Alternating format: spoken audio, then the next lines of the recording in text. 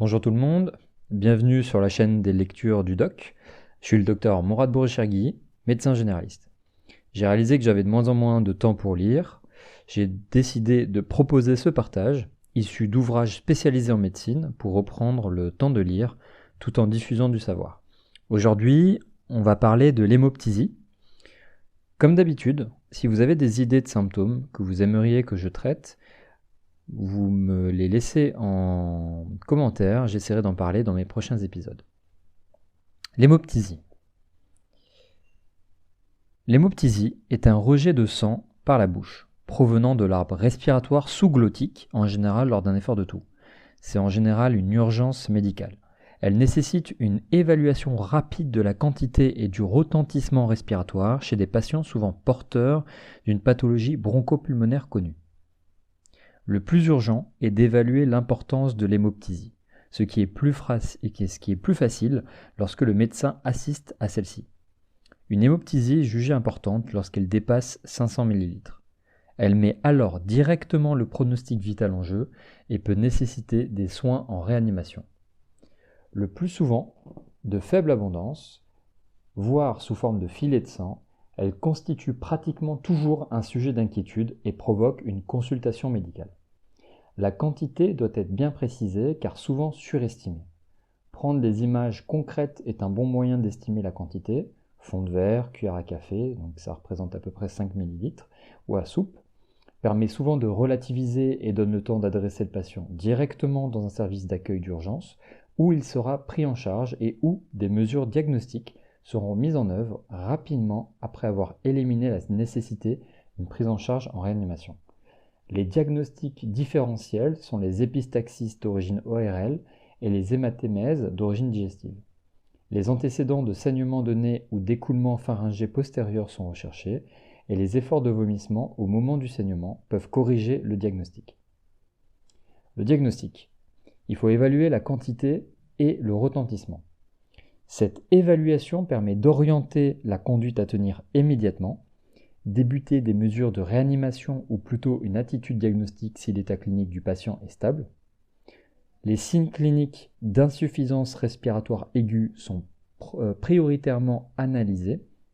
Donc c'est fréquence respiratoire, cyanose, tirage, prise de saturation au doigt, précédant la réalisation rapide de gaz du sang, qui permettent de juger de l'urgence vitale.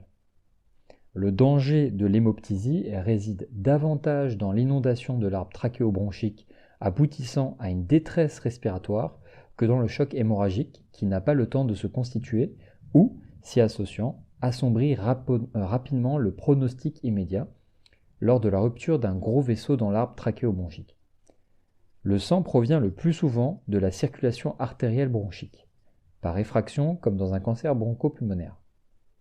Il peut également résulter d'une augmentation de pression vasculaire à l'origine d'une extravasation de sang dans le secteur alvéolaire, comme dans l'œdème pulmonaire cardiogénique, ou encore résulter de rupture de la barrière alvéolo-capillaire par des mécanismes immunologiques lors de vascularites, donc maladie de Wegener, périartérite noueuse, etc., ou de connectivite, lupus érythémateux systémique, etc. L'aspect est également important. Le sang artériel bronchique est rouge, rutilant, aéré. Il peut être pur ou accompagné de pus. Un crachat hémoptoïque, défini par la présence de filets de sang dans un crachat chez un malade sans antécédent respiratoire, dans un contexte de bronchite infectieuse, n'a pas la même signification et le même degré d'urgence que des patients porteurs d'une caverne tuberculeuse séquellaire colonisée par un aspergillome ou un patient ayant une mucoviscidose. L'anamnèse est donc la première étape importante devant un malade présentant un premier épisode d'hémoptysie. Les antécédents de mucoviscidose ou de cancer pulmonaire sont en général connus, mais il faut apporter une attention particulière aux antécédents de tuberculose, qui peuvent parfois être anciens. L'interrogatoire recherche des symptômes pouvant faire évoquer une dilatation des bronches méconnues, antécédents d'infection, respiratoire, etc. Les examens complémentaires. Les examens complémentaires comportent une radiographie de thorax, complétée rapidement dans les heures qui suivent l'hémoptysie d'une tomodensitométrie, TDM, thoracique avec injection de type angioscanner si une embolie pulmonaire est suspectée, ou avec des coupes millimétriques si le diagnostic d'une maladie parenchymateuse pulmonaire de type dilatation des bronches est suspecté. Le tort artériel bronchique permettra au radiologue de repérer l'origine des artères bronchiques qu'il devra cathétériser si une artério-embolisation s'avère nécessaire. La TDM permet de visualiser une ou des opacités d'allure tumorale, une opacité pneumonique ou une embolie pulmonaire ou des malformations artério-veineuses. Le plus souvent, ces examens sont complétés par une fibroscopie bronchique selon les orientations de la tomodensitométrie et permettent d'orienter le côté et ou l'origine du saignement. La présence d'un caillot est respectée car assurant l'hémostase au cours d'un examen qui peut aggraver par lui-même le saignement. En cas d'insuffisance respiratoire, la fibroscopie n'est pas réalisée. La recherche systématique de mycobactéries à l'examen direct de l'aspiration bronchique et de l'examen cytobactériologique des crachats les 3 jours suivant la fibroscopie bronchique seront réalisés.